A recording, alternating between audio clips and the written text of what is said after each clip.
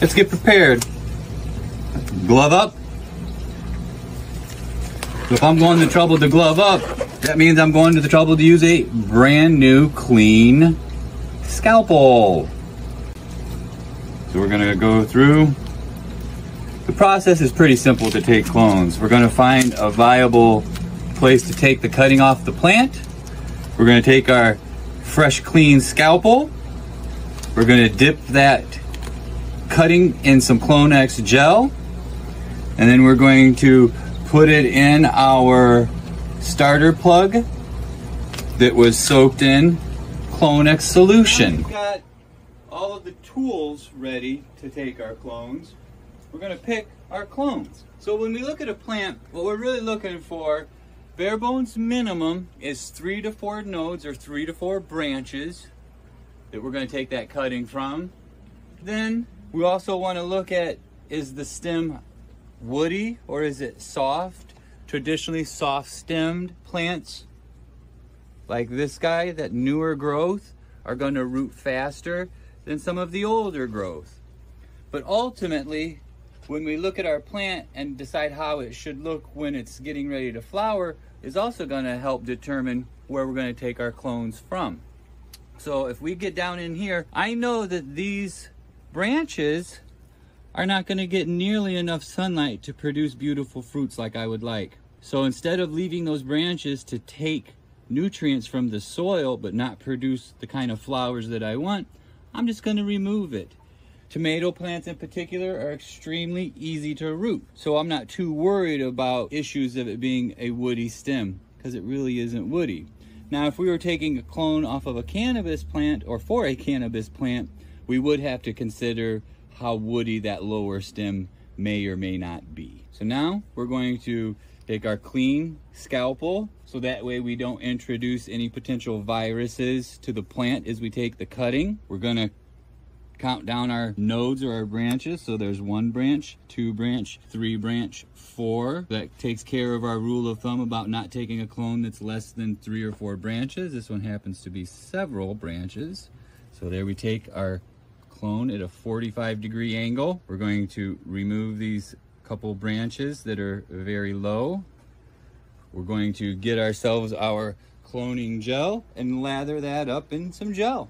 Since we know that we're going to use this entire packet when we do these clones, I don't have a problem of actually sticking it in the container of gel. But normally, if we were to use a larger container, we would not want to do it like this. We would pour out gel onto a little tray and then dab up the stem with your cloning gel. So that's pretty covered. We're going to take this guy. We're going to take our little starter plug and slide it in there. See how some of that gel slid off as we put it in there? That's not a major malfunction. We just got to watch to make sure that we're not growing a bunch of roots above the starter plug. So now we've got starter plug, clone, or clipping at this point in time, sitting in our container. We'll take it and put it in our little impromptu tray. Okay, so now that we've got the clone, we've got our humidity dome, we've got a little tray to hold some water underneath the clone. It's not that we need the clone sitting in water, we just want that extra bit of standing water to help the humidity level in the air. We're also going to cheat a little bit and use a spray bottle with just some good pH balanced water, about 5.6 to 5.8 pH when we're cloning. We want to be on the low side. We're going to take our little guy here, put a little mist on there, so that way there's moisture on the leaves. We're going to spray a little bit of moisture inside of our gallon bag to make sure that we've got high humidity. Then we're going to set it over there, put it in a little bit of light, and every so often verify that we've got a little bit of condensation in the bag so that we know that humidity's high. We're gonna keep the humidity extremely high for 3 to 5 days. When I say extremely high, I'm talking about 70 to 85% humidity. After those first few days, we're gonna slowly start to lower the humidity so that those plants wanna start to grow roots to get their moisture, not so much getting the moisture through the leaves. After 10 days or so, we should expect to start to see white roots coming out of that starter plug. If we don't see white roots starting to come out of that starter plug in about 14 days, I'm gonna start to get concerned as to what is going on. Then we're gonna go back and look at the conditions to make a plant root. What's the humidity? Have we kept the humidity high in the beginning and slowly lowered it? Is the pH proper for the nutrient solution?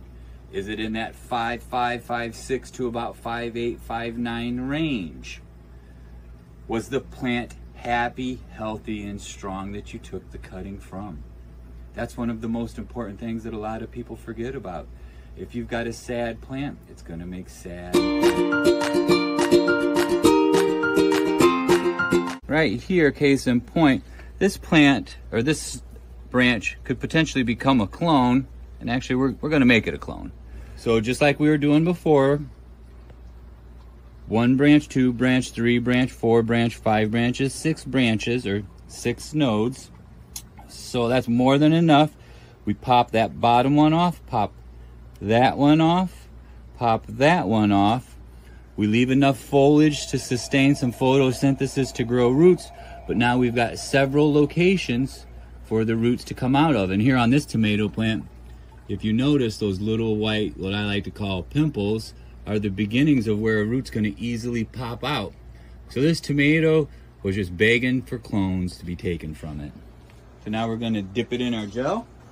So now, again, since we're using the entire package, we can just take it right out of the package. Normally we would put the gel on a plate, dip the plant in the gel sitting on a plate. But like I said, since we're able to use all of this, we're gonna cover that entire stem.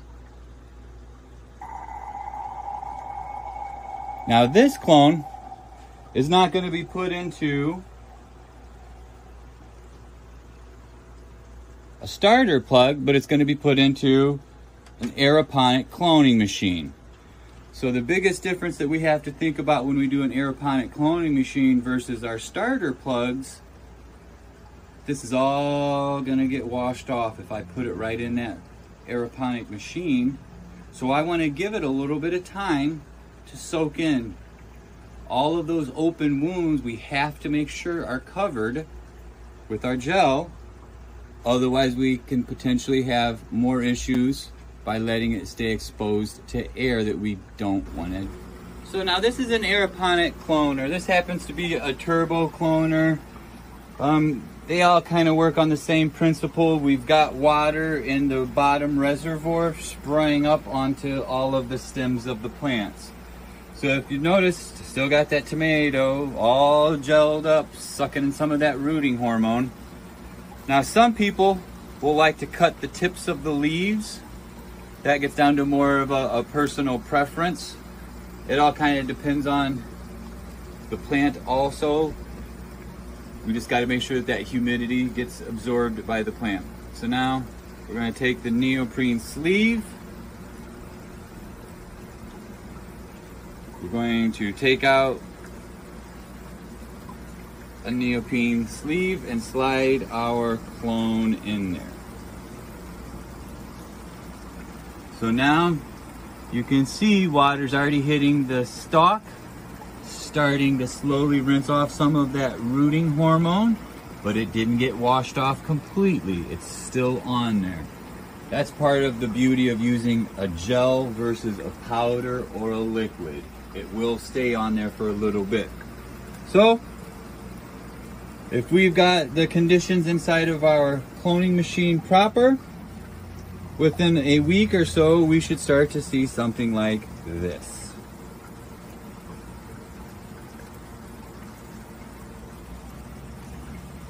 So these, if you notice, are all of the fresh roots that are just starting to come out. this particular stalk did not push roots out one of the spots where a branch was, but it chose to spit them out more along the normal stalk. Without that rooting hormone, you probably wouldn't see nearly as much growth this fast. And that, my friends, is an aeroponic cloned plant.